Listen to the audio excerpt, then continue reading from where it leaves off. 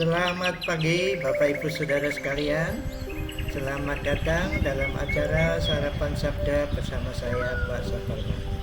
Sarapan kita pada pagi hari ini diambil dari Matius 13 ayat 31 dan 32 tentang perumpamaan biji sesawi.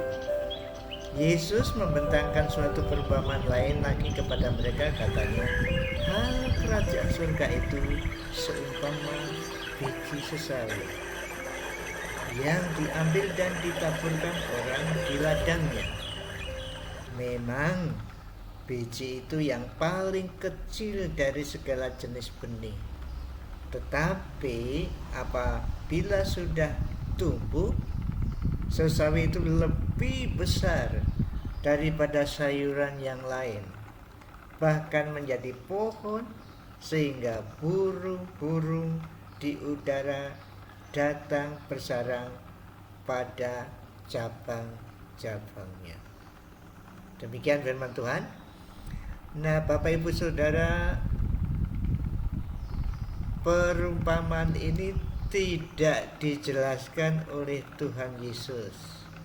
Tidak seperti perumpamaan penabur dijelaskan yang nabur siapa, ladangnya apa. Tidak, kalau di sini hanya ada biji sesawi ditaburkan. Biji sesawi itu kecil, kemudian setelah tumbuh menjadi pohon.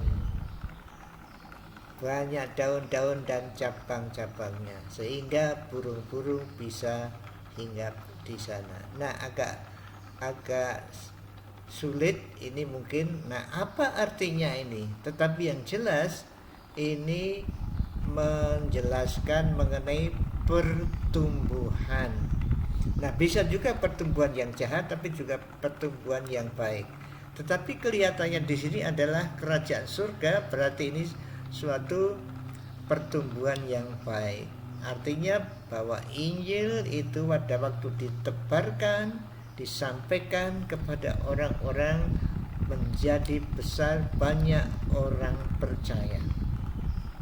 Ini sudah terbukti sampai sekarang. Berapa orang percaya di seluruh dunia ini, ada banyak sekali. Saya kira Kristen Katolik adalah satu kepercayaan atau tanda petik agama yang terbesar di seluruh dunia ini. Nah, memang dimulai dengan Injil yang seolah-olah digambarkan sebagai biji sesawi, biji yang paling kecil dan bertumbuh, berkembang. Namun demikian, sesudah tumbuh menjadi besar, ada cabang-cabang dan dihinggapi oleh burung-burung. Nah, apa ini artinya? Agak sulit dimengerti juga lagi. Ada pemikiran seperti ini. Jadi pertumbuhan yang besar itu diikuti atau bukan diikuti ya. Artinya ada yang tidak baik masuk ke dalamnya. Nah, itu gambaran burung itu, mungkin ada pengertian seperti itu. Jadi di tengah-tengah pertumbuhan Injil yang luar biasa ini, ada yang tidak baik masuk ke dalamnya.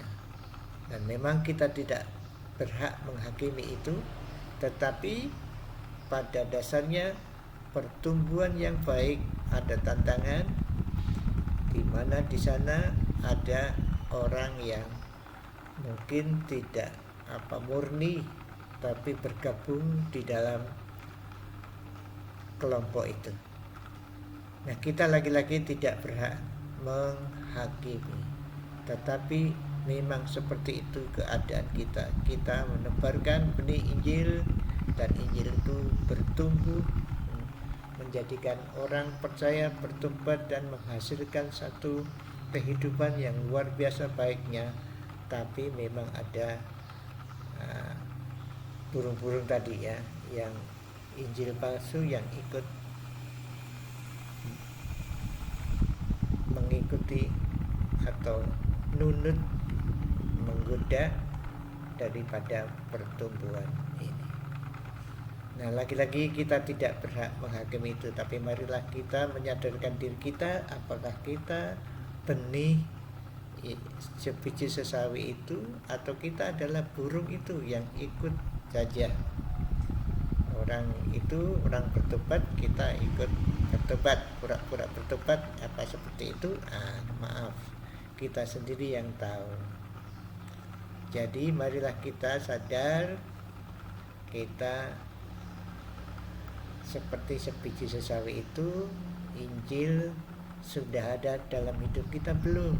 Kalau sudah ada, pasti ada perubahan hidup, karena Injil yaitu Yesus Kristus yang mati di kayu salib untuk dosa-dosa kita, bangkit pada hari ketiga, menyebabkan orang yang percaya kepadanya hidupnya diubahkan.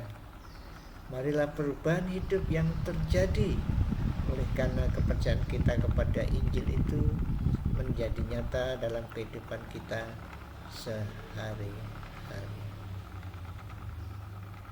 Dan juga mungkin juga waspada terhadap pengajaran-pengajaran yang tidak cocok dengan firman Tuhan.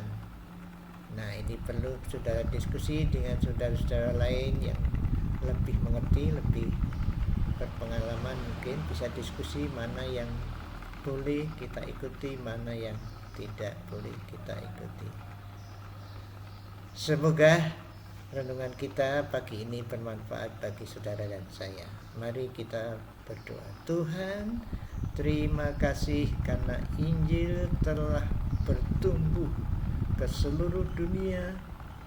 Jutaan, miliaran orang percaya kepada-Mu. Kami bersyukur atas ini semua.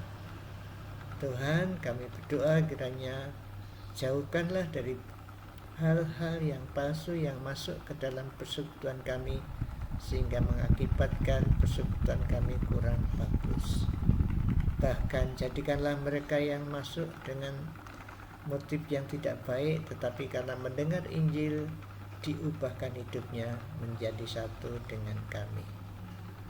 Terima kasih Tuhan Yesus, terima kasih. Amin. Selamat beraktivitas. Kita bersyukur pakai masker sudah dilonggarkan di tempat terbuka, tidak usah pakai, tidak apa-apa, diizinkan artinya. Tapi mari kita bijaksana, kita hati-hati, masih tetap pakai masker, jaga jarak, sering cuci tangan, jauhi kerumunan, dan kurangi mobilisasi. Artinya tidak banyak pergi-pergi, di rumah saja, kalau tidak penting tidak pergi. Tuhan Yesus memberkati Bapak Ibu Saudara sekalian. Amin.